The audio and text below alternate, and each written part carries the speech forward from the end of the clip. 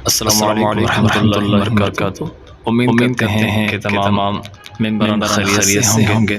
اللہ کریم کی رحمت سے الحمدللہ آج آپ کی خدمت میں ایک اور وظیفے کے ساتھ حاضر ہوں۔ جیسا کہ آپ کے علم میں ہے کہ آج کل گرمیوں کا موسم ہے۔ آج کل گرمیوں کے دن چل رہے ہیں تو گرمی بہت زیادہ بڑھ رہی ہے۔ تو کیا ایسا کوئی وظیفہ بھی ہے؟ جی بالکل وظیفہ ہے جس سے ہم پڑھیں تو ہم گرمی سے بچ سکیں گے۔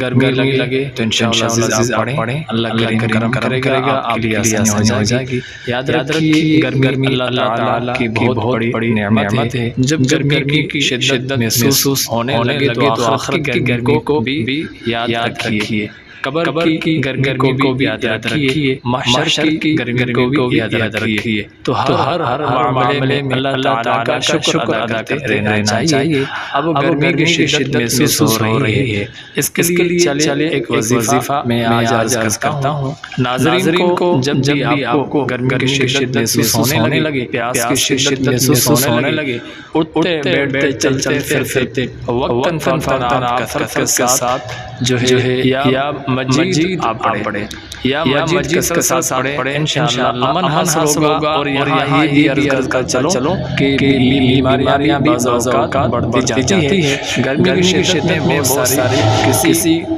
کو لوگ جاتے ہیں، یعنی کہ بے ہوش ہو کر پڑتے ہیں، کسی کو بلڈ پریشر کا پرابلم آ جاتا ہے۔